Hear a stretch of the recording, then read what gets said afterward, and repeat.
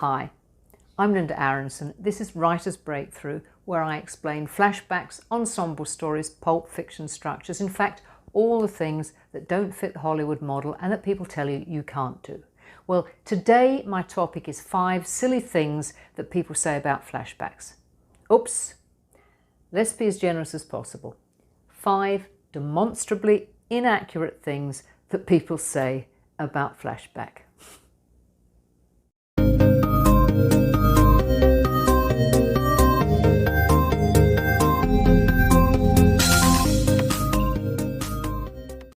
For many years, a lot of really inaccurate criticisms of flashback have been floating about. People got quite worked up about it, about how damaging they were, and so on. Now, worryingly, they often couched their views in sometimes really quite aggressive personal insults about the ability of writers who wanted to use flashbacks. So, not only was that unnecessary, it was inaccurate.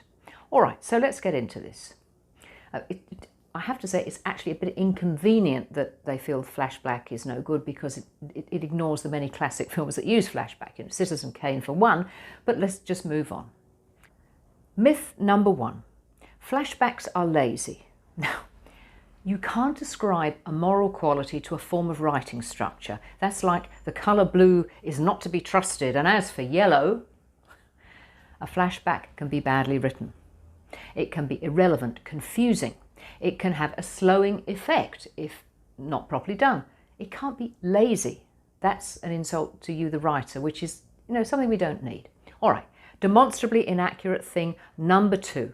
Only bad writers use flashbacks. Well, Shakespeare uses flashbacks in Henry V, where one character in the present keeps appearing on stage, explaining things before we flash back to the past.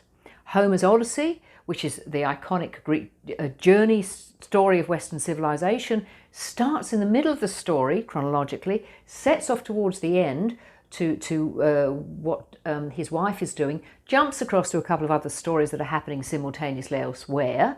This one about his wife is getting monstered by a bunch of thugs who want to take the money and his palace and so on. The other is that his teenage son has set out to find him under the vengeful eye of one of Odysseus' mortal enemies.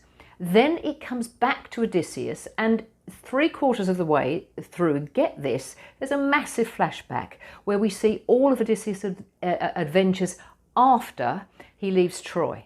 Now, that structure is multiple storylines, it's multiple protagonists, it jumps from place to place, and its flashback is set up identically to how many flashback films work today. That is, a stranger, an enigmatic outsider, comes into the normal world, comes into a community wanting to be let in, and is asked, well, who are you? Explain your past. So that person explains, going right back to the chronological beginning. And all the time in the real Odyssey, the non-linear one, not the boring chronological one that you're all subjected to at school, in the real Odyssey, we're saying, get home, help your wife.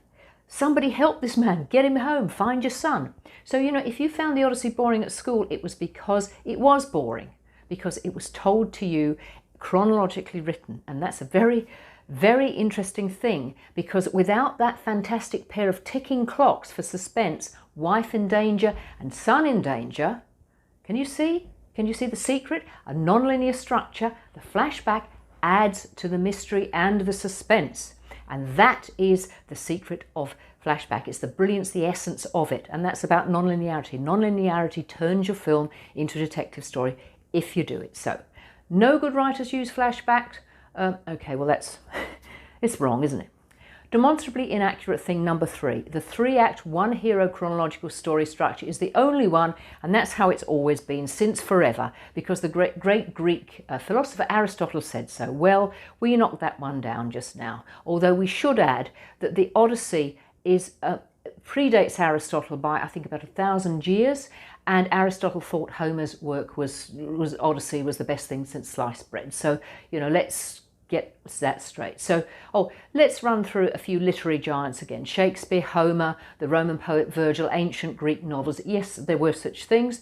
Not to mention stories in languages other than English and armies of modern writers. So, I think we've put that to bed. The Romans actually, had a word for this sort of non-linearity. It was in medias res, which means starting in the middle.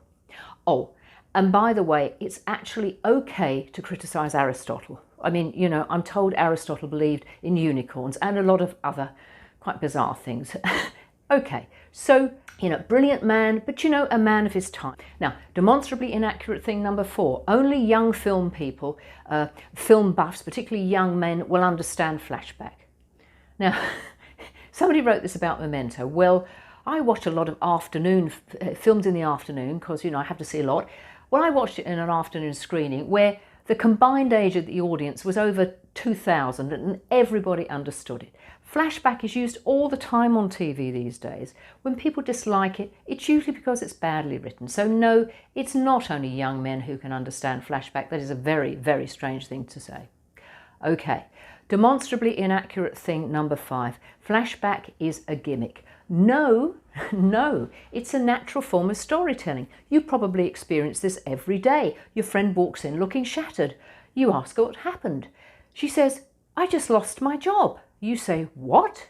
And she goes back to the beginning. It's a form of flashback. And I've given the name preview flashback, where, you start midway through, then you go back to the start and you go all the way through the story. Now, imagine this. Your friend walks in looking shattered. You ask her what happened. Imagine if your friend started her story 5 hours before she got the sack and told you about how she woke up that morning and had breakfast and a cup of coffee and she did this and she got on the bus. You get my drift? So no, flashback is not a gimmick. So okay, that's the 5. I could go on, but I think I've made my point here. I hope that's been useful, and with a bit of luck, it's been a bit of a breakthrough for some of you. And most importantly, if you're stuck, let me know and I'll see if I can do one of these little videos about it. And remember to subscribe. You'll find links below to a lot of my videos that go into Flashback in a lot of detail. And other stuff, other models. So thanks for watching. Bye for now.